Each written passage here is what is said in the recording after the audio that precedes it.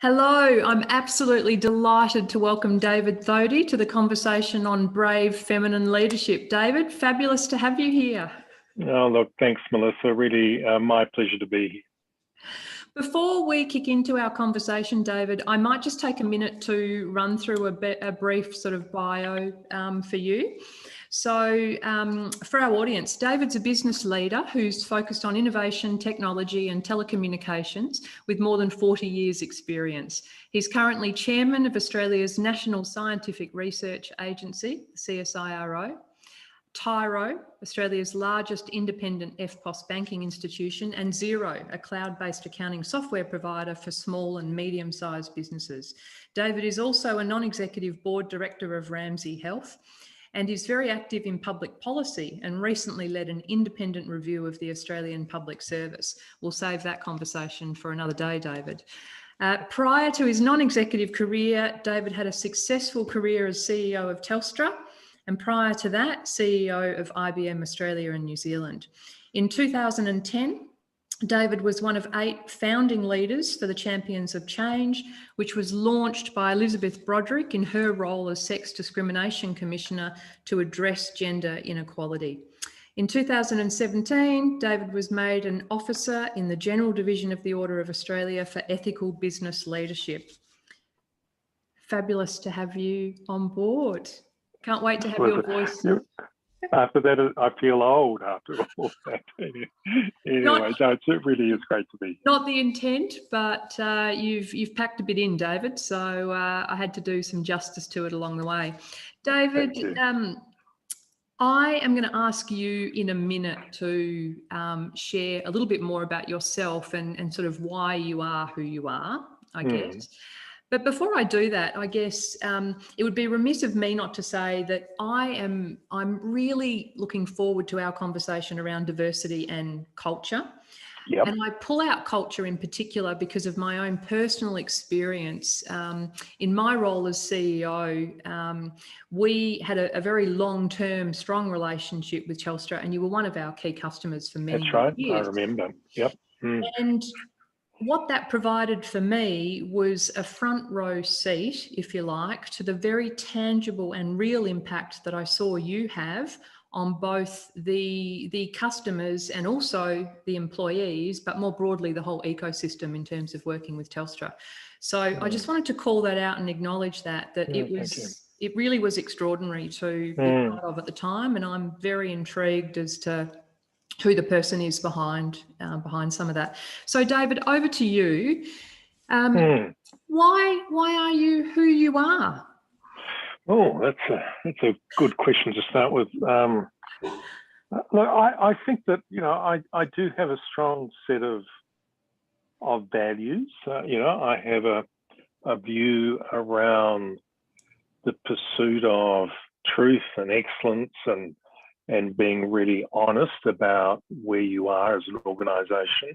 And I suppose that the term that's often used is authenticity, but sometimes that is a bit of a catch-all. I just have always wanted to improve whatever I've worked at and to do that in a way that really did deliver, real outcomes that hopefully were not just flavour of the month, but had a longer term impact. And I think no matter what I did, right through, school and university, I think that really drove me to want to make a difference. And I've always found it difficult to do things for what I perceived as maybe more fleeting value, like wealth or looking good.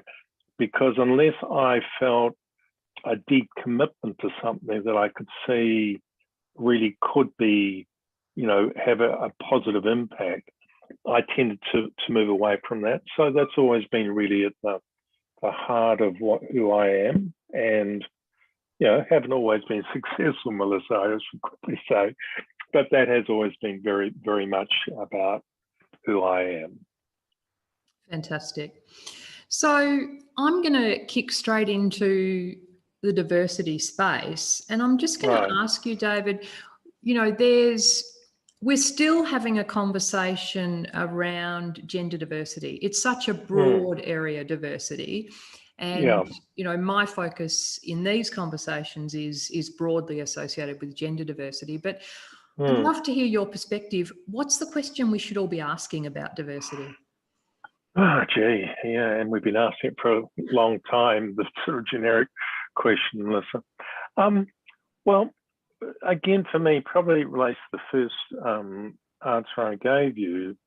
I mean, diversity to me, I really put to the side. It's more about a recognition of the value of another individual, about how we treat each other, irrespective of gender, race, creed, religion. And I think that's probably more important than the gender diversity question, because it's how we turn up, how we engage, how we discuss, how we recognize, how we appreciate, how we celebrate.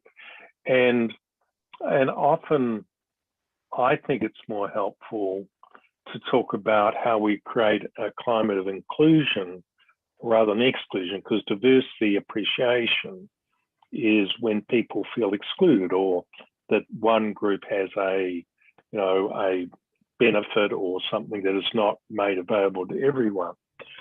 So I think that's always been a part of who I am, and that would come from my family and the people I've lived with, but also in a business context. I mean, as you mentioned in the intro, I joined IBM in the late 70s, and remember there was all this diversity coming out of the United States, and to their great credit, IBM was very early on in recognizing the importance of diversity, both gender, but also in terms of ethnicity. Yes.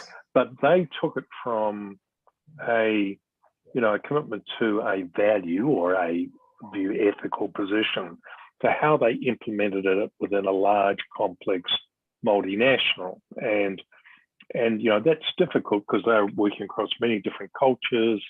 They're working in Japan, which we all know is a very male-dominated society, working across the Middle East.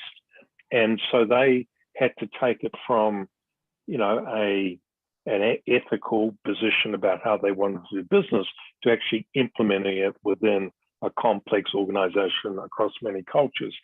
And I think they did a very good job in those, right through the 80s and 90s, where they had positive discrimination. They tried to step into where there was real bias and where there was, real disadvantage created, and tried to sort of drive that through into a programmatic outcome.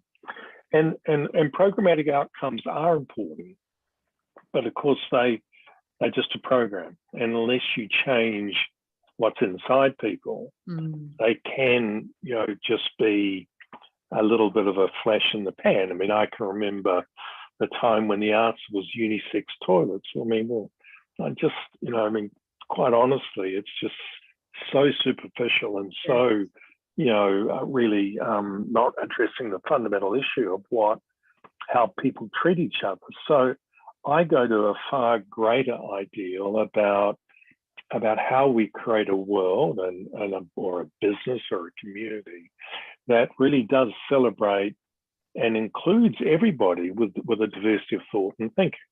I mean, obviously you need certain standards by which you do that, but that's what has always driven me in terms of the culture or the environment in which I sought to work. And so companies like IBM tried to do it within a big organizational structure, as have many other great companies around the world and in Australia and in our local communities. Okay. So I wanted to really focus on two things that I actually found that I think you were addressing the Queensland University of Technology at the time. And I think it was 2015. Right. You were talking about the hardest things we've ever done. So I think you were retiring at the time, probably from Telstra. Does that sound about the right time? It does. Yes.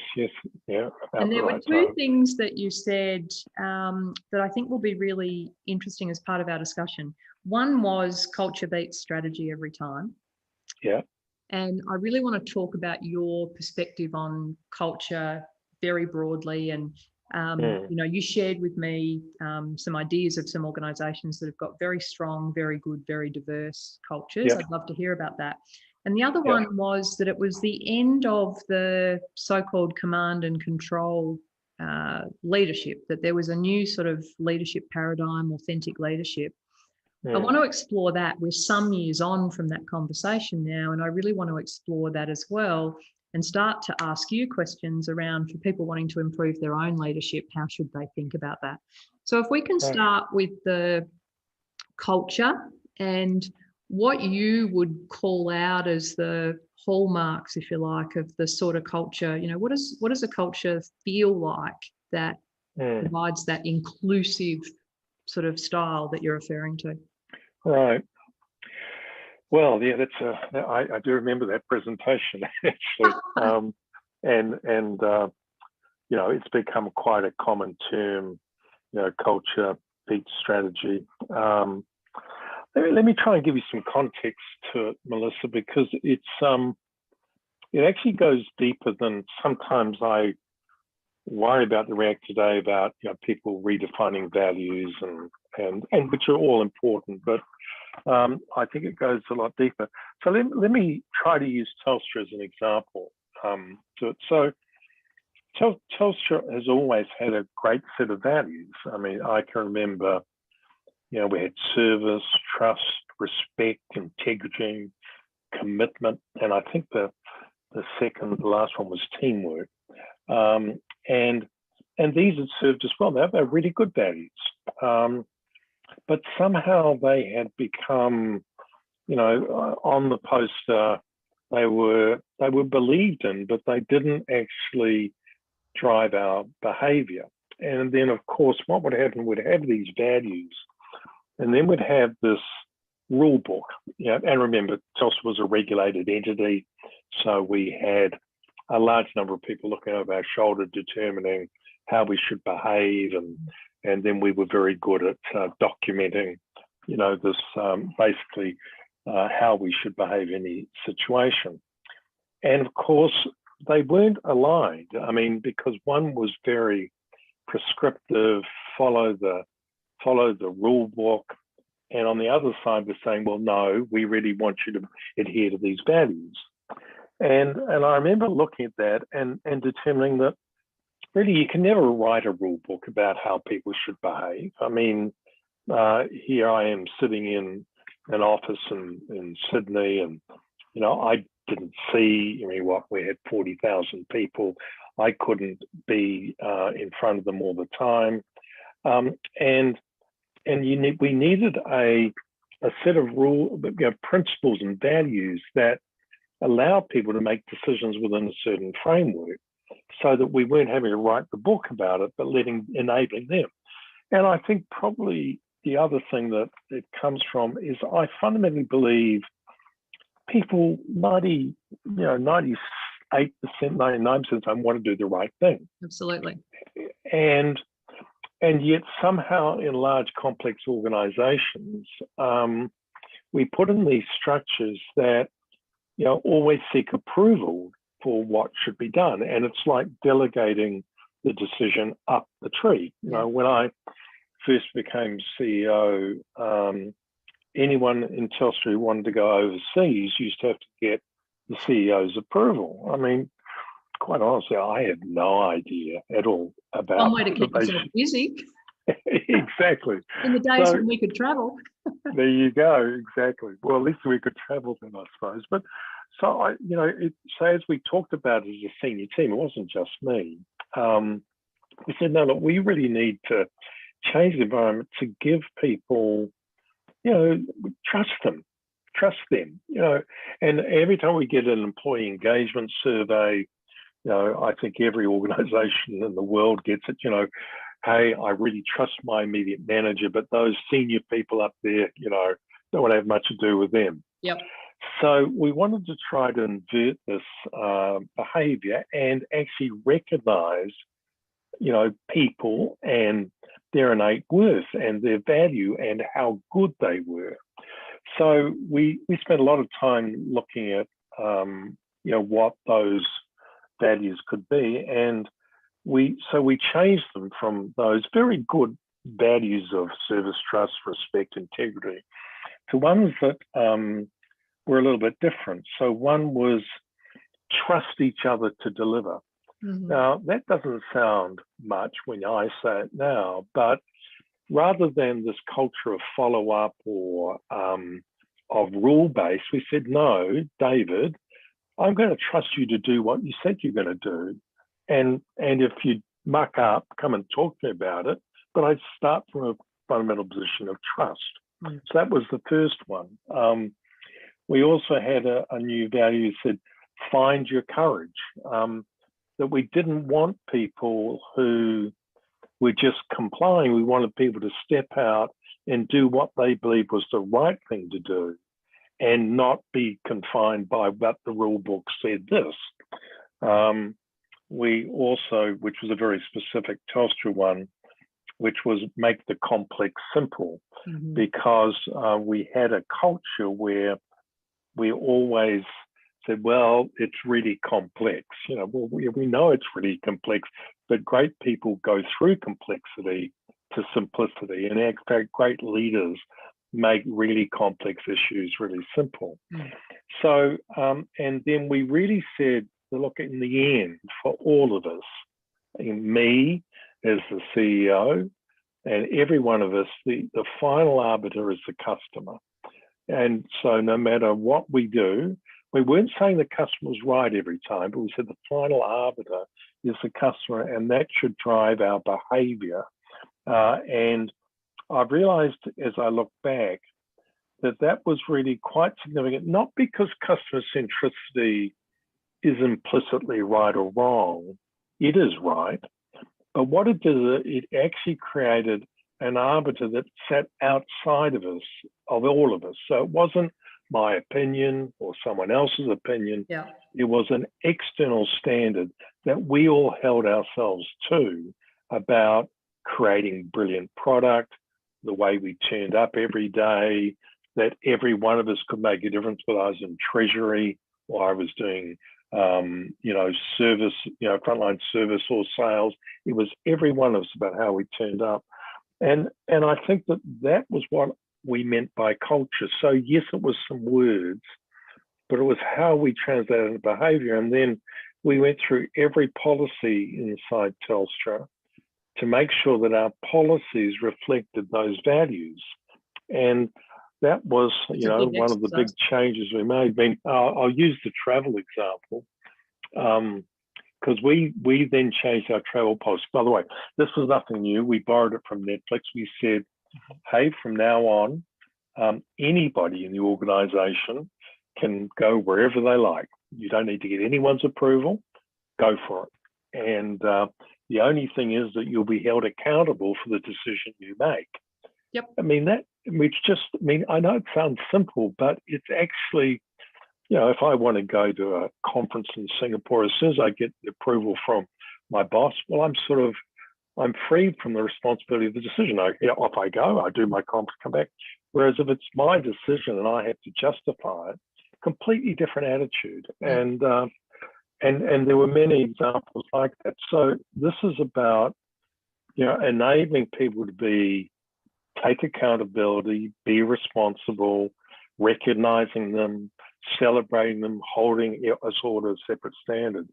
So it is subtle but really significant in how you bring a group of people together, all from different backgrounds, diverse geographically, culturally, etc.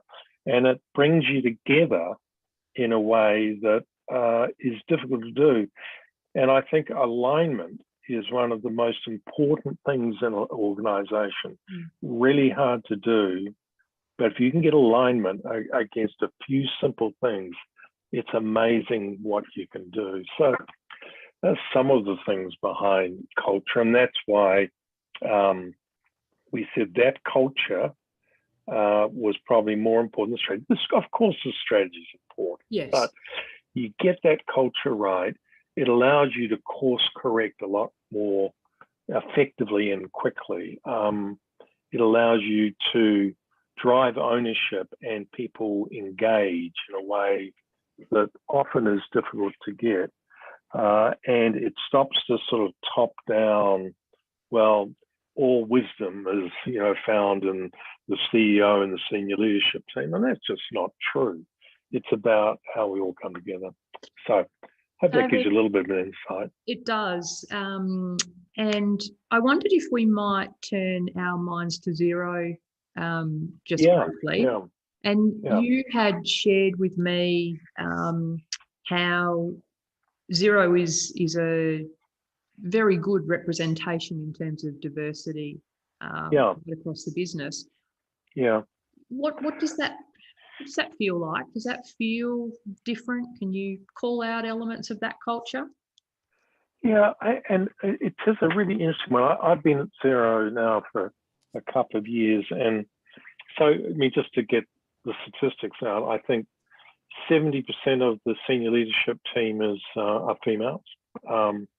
I think of the extended senior leadership team, it's 55, 60%, and across the whole organisation, it's probably 55% or thereabouts. And it's interesting because I sense a difference when I go, and there's a real humanity, and I'll come back to that in a moment. Mm-hmm. There's a real recognition of we're there to make a difference, but we recognize the individual, and that's very strong. There's also a real challenging type of environment as well. So when I actually asked the senior team about, what do they think around diversity, it's really interesting. Not one of them said it was due to this diversity program. Not one of them.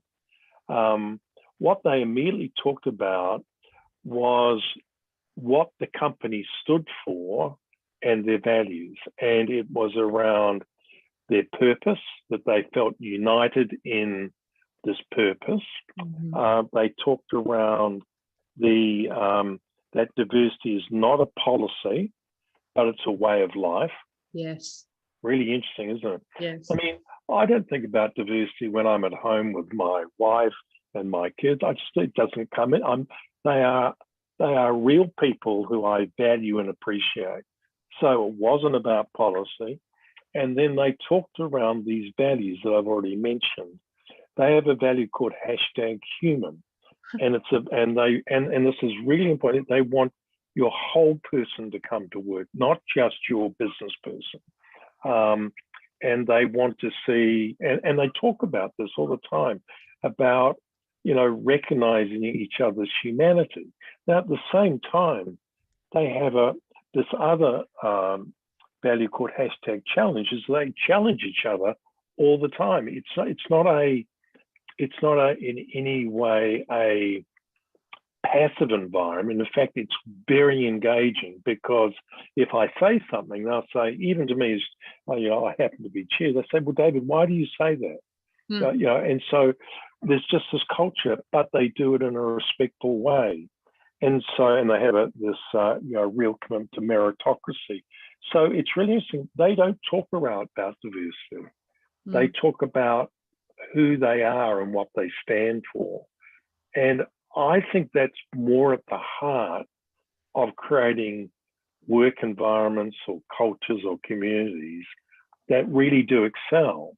Because I think you get that right, some of these manifestations, and I think gender bias is a manifestation of this deeper sense of lack of recognition of people's wholeness and their lives. And for all of us, and we put work in a little bucket, and yet, we talk about work-life balance and all those things, and more, and maybe COVID is a great example, is, as we started this conversation, you were talking about the challenges of being in a COVID world.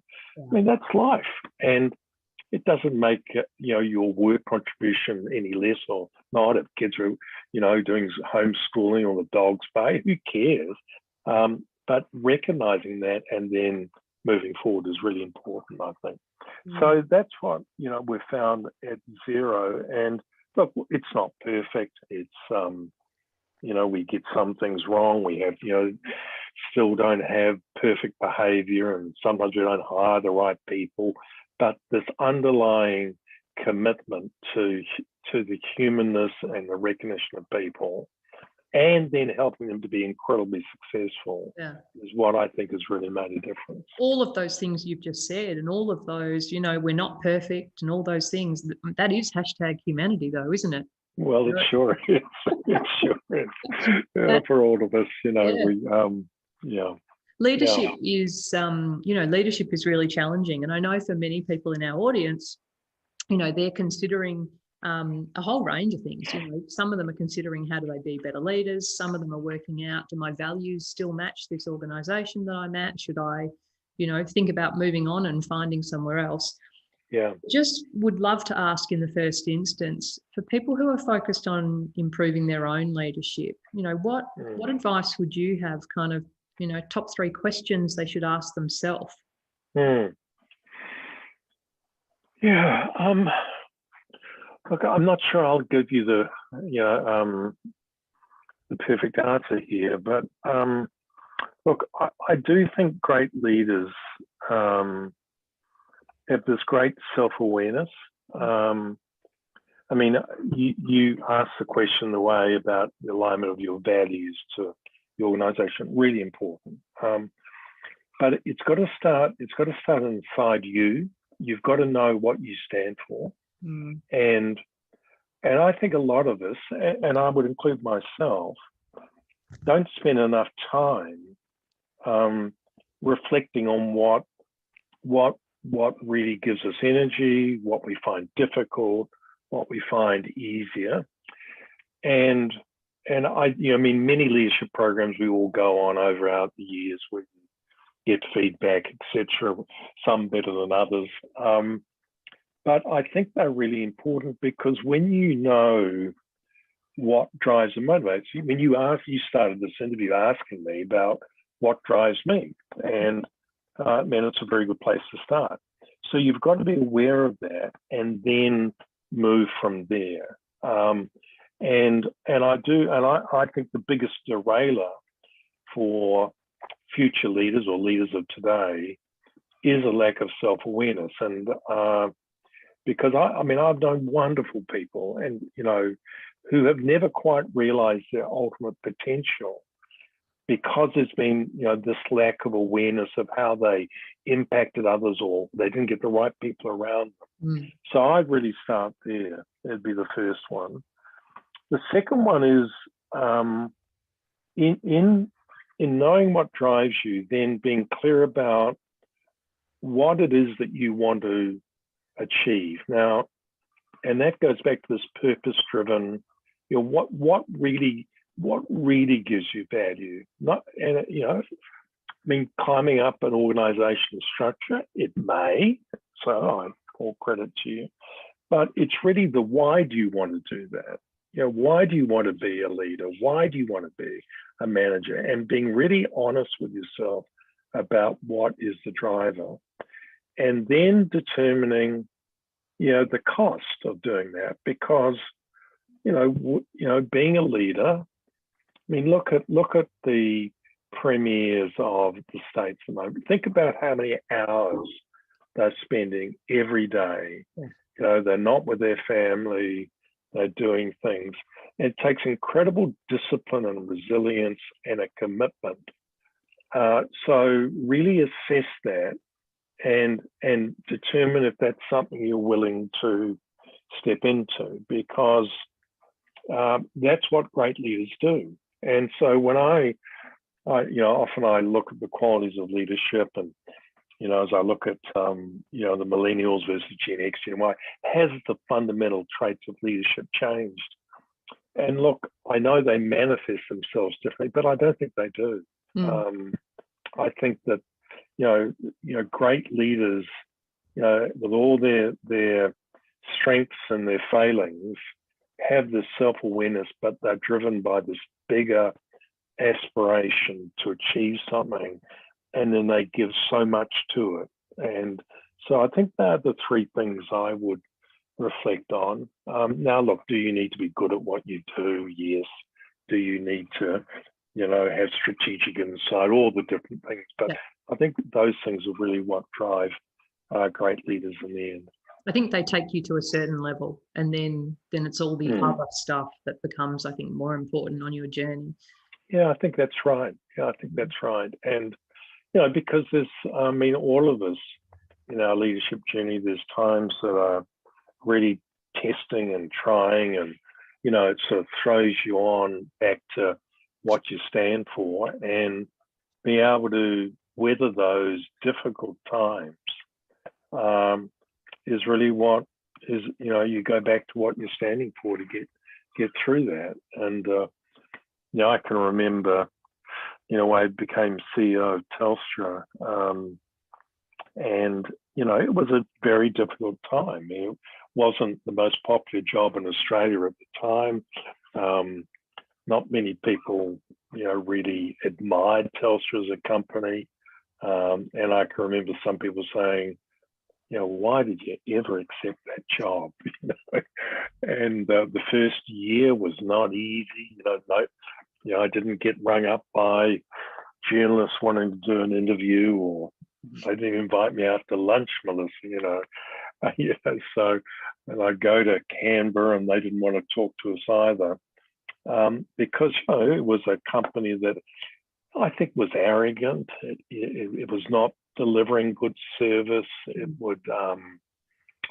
had just started to lose its way, and then a big sort of change in policy. We had to really go back to what we stood for. I can remember in the first month we had made a decision, or a decision had been made prior to me becoming CEO, to start to charge for every bill. Right. We're going to charge, $2 for every bill, and which was, this intent, move electronic, but with a customer base like, Telstra, with many people still going to the Australian Post Office to pay the bill, but the company was really committed to doing it. And I can remember sitting in a meeting, and we sort of went around the room, and everyone said, well, should we do it? No, everyone was struggling with it. And everyone said, well, look, we've got this far, we might as well do it, sort of thing. And I just couldn't make myself say yes. So we ended up pulling it. And it's sort of those moments of truth that where you're trying to be true to what you stand for, and you go out on a limb. And, I think we probably missed our plan that year in that particular part of the business, but it was the right thing to do. So it's that sort of thing that really makes a difference. Are you a risk taker, Dave? I think I'm a calculated risk taker. I mean, risk is a part of business and a part of life. We all do risky things, don't we? Having children's risky. Having going out driving on the streets are risky. So yeah, I think I am. But like all of us, I think around how you manage risk and how you mitigate the risk, and risk is different to betting, but even betting has a certain amount of risk which you can calculate. So yeah, I think risk is really important, and the greater the risk, the greater the reward often.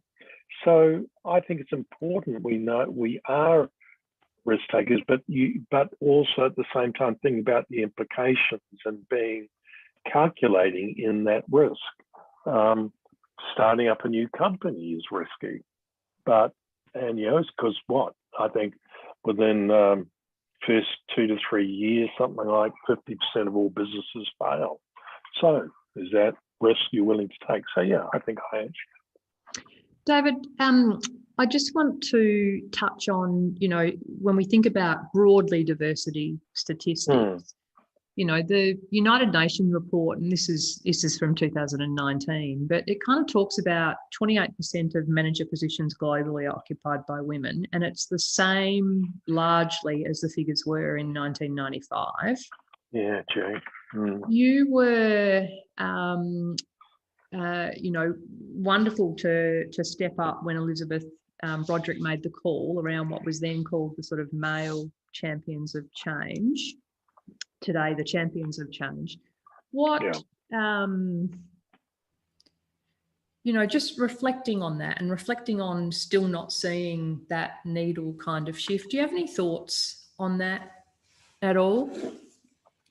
Right. I wish I knew the answer. Well, firstly, let me talk a bit about the, thankfully now called Champions of Change, no longer male Champions of Change. Yeah. I can still remember Liz coming to see me about it. By the way, if you know Liz, it's very hard to say no to Liz. Is that why you laughed? That's right. I did. She's a wonderful person, and you know, and really had such a great impact. She really is quite exceptional. But she came to me and said, "Look, I want to get a number of the male leaders together to talk around gender diversity, and the reason I want men there is that, you know, you're a big part of the problem and you're in positions of authority, and I wanted to create an environment where we can talk about that."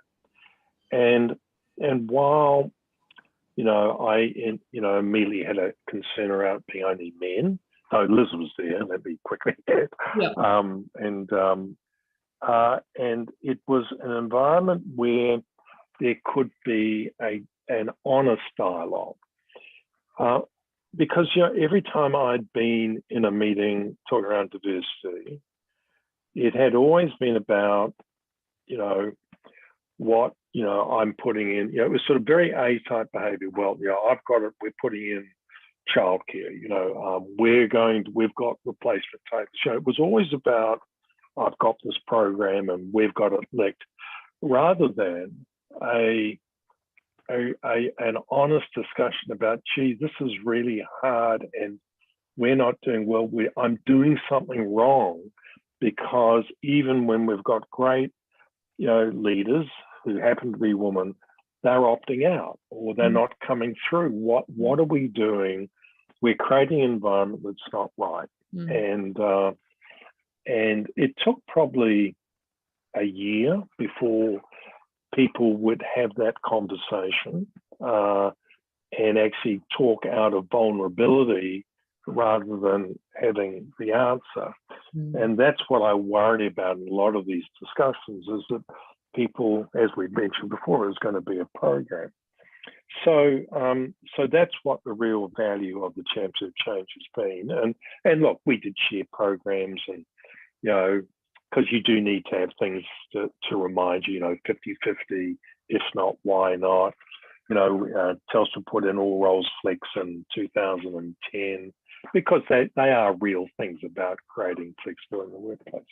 But to come back to your question around why hasn't it moved over that period, you know, I really, it's hard to know. I don't know the basis of the data, because, you know, when I, you know, go to Sweden or Norway, I see enormous change, you know, I mean, and they've had very strong programs of just allowing, you know, women to come through into leadership roles. And by the way, you do sense it, you mean, and I think it's just getting away from even having a gender lens and just looking for capability and what makes great leaders and letting them be leaders.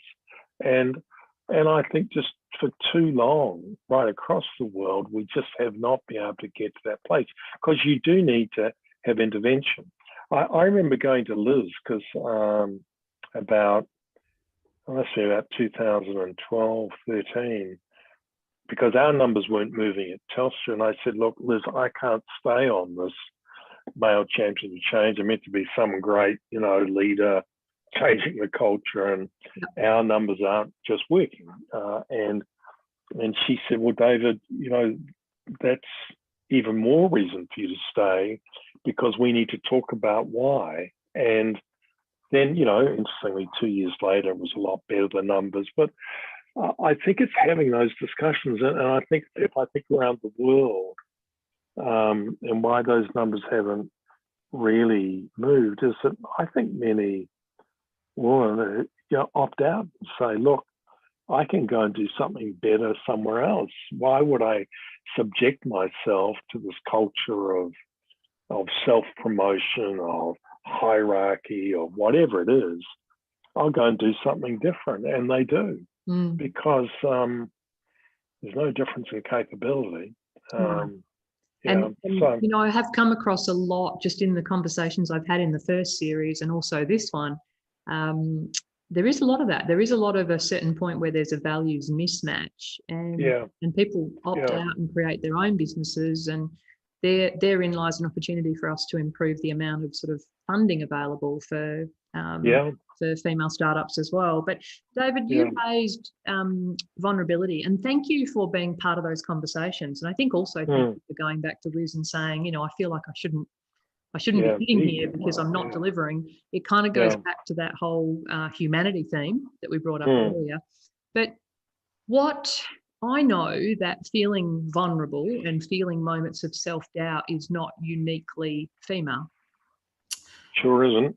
And I would just love to understand, you know, when have you felt particularly vulnerable, and how did you move past that point?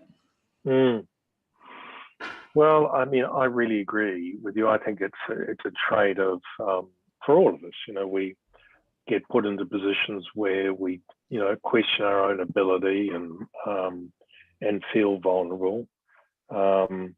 Maybe it's through, you know, some people have an ability to not really look at the truth and just sort of blunder through. I don't know. But yeah, look, I've been lots of times when I've felt,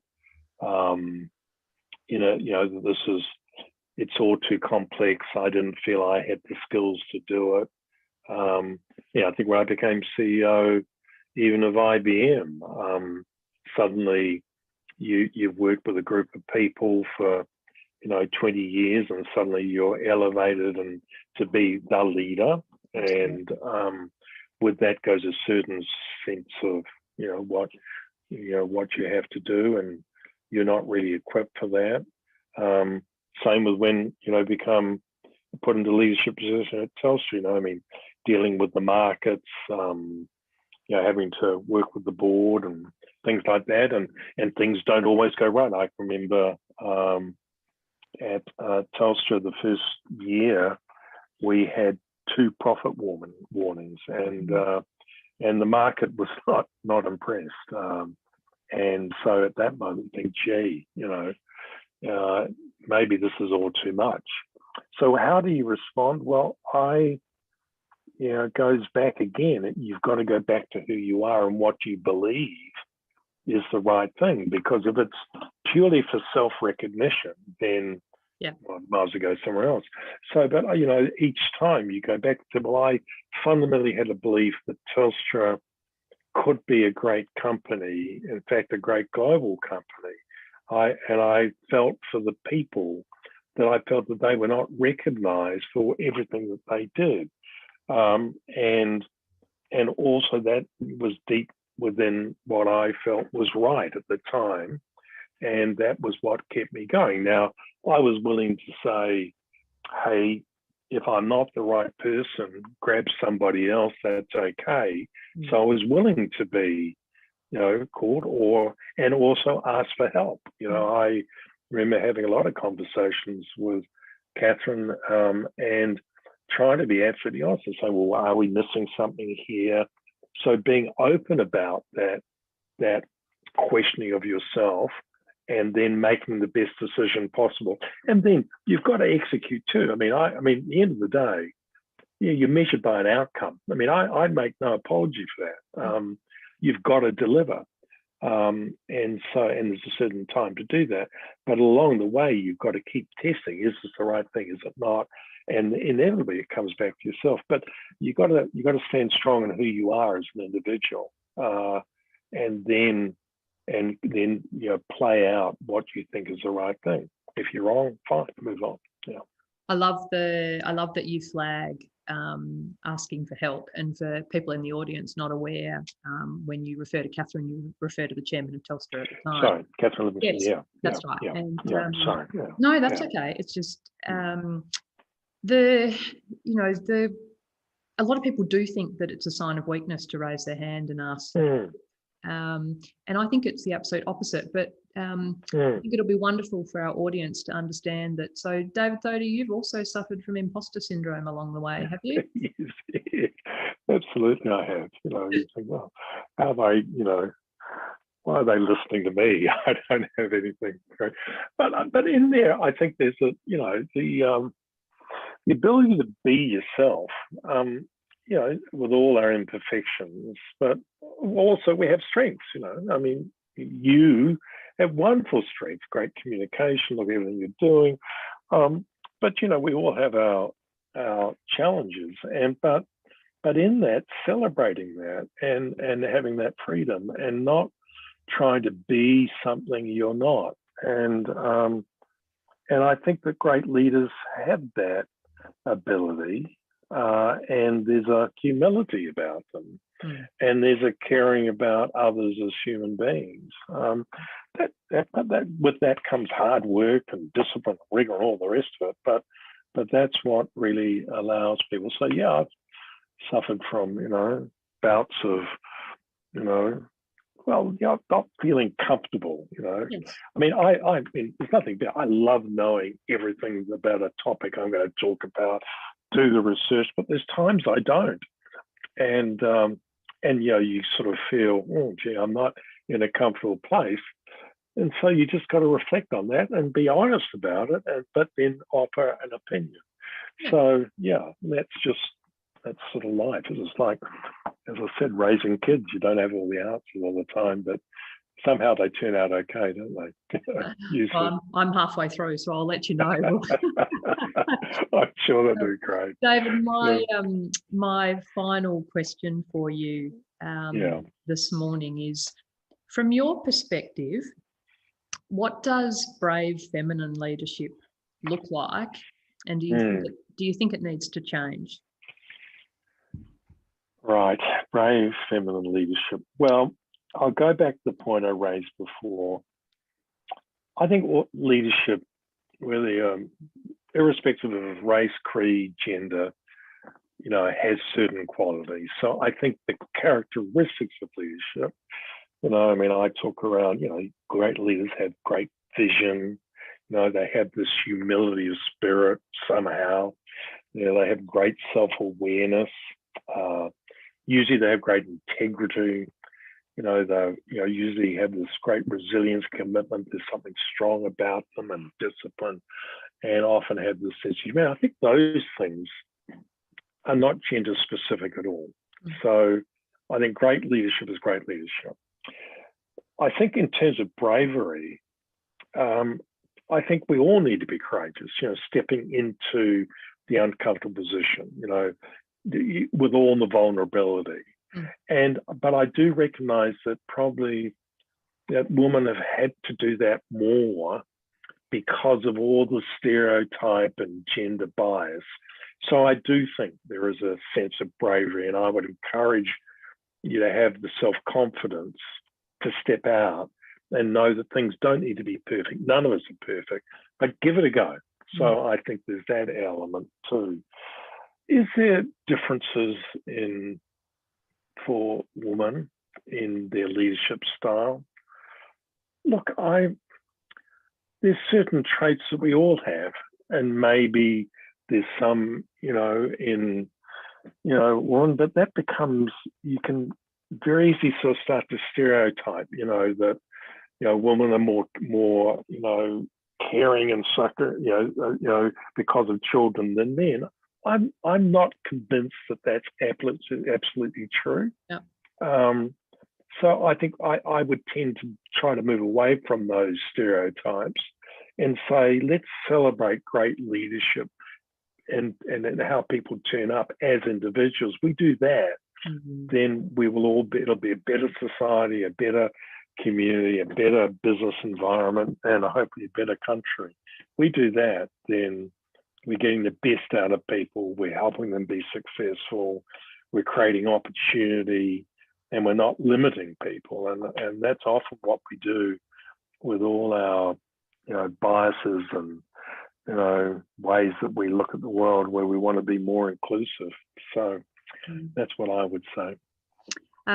Maybe a controversial question to finish on, but I want to ask you anyway. It's fresh off the back of watching Annabelle Crabb's Misrepresented series, right. Which Yes, I don't know yes, whether you've had a chance to watch. No, I haven't. Well, I've seen some of the shorts on it. Yeah. Highly recommend it. Yeah.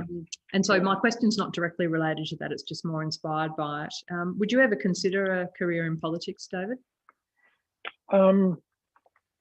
Probably at the moment, I'm very interested in making a difference, but politics at the moment is too much about the media grab. It's too much around, the short-term look good rather than long-term reform and change. And there has been a very bad culture. I mean, I haven't watched Annabelle's program, but look at the shocking behaviour that has gone on. I mean, in that case, gender specific, but it's more than that. It's more than that. And it's created this sort of little bubble where there's this lack of real recognition of the role of politics and the role of the public service in making a difference. So no, but I do want to contribute to the public debate and good public policy, because that creates a difference in an environment for a nation. And aren't we, blessed to live in a country like Australia? There's so much opportunity and such wonderful people. And how do we help them be successful? How do we create an environment where individually and collectively we can make a difference and create, a high standard of living, good education, great health care, and an environment where people are creative and innovative? That gets me going. But a political career, not at the moment, thank you. David, it's been an absolute pleasure having the chance to have a conversation with you about this. Thank you. Thank you for having been part of the dialogue and continuing to be part of the dialogue. I was really impressed with, through both series, how incredibly generous people have been and how incredibly willing people are to keep having this conversation. So thank you so much for that, and wish you a lovely day. Well, thank you, Melissa, and thank you for what you're doing, because giving people an opportunity to talk around this just helps the topics. Some of them are hard, but you sort of do it in a wonderful way, and I wish you all the best in what you're doing. And thank you. It's been a pleasure.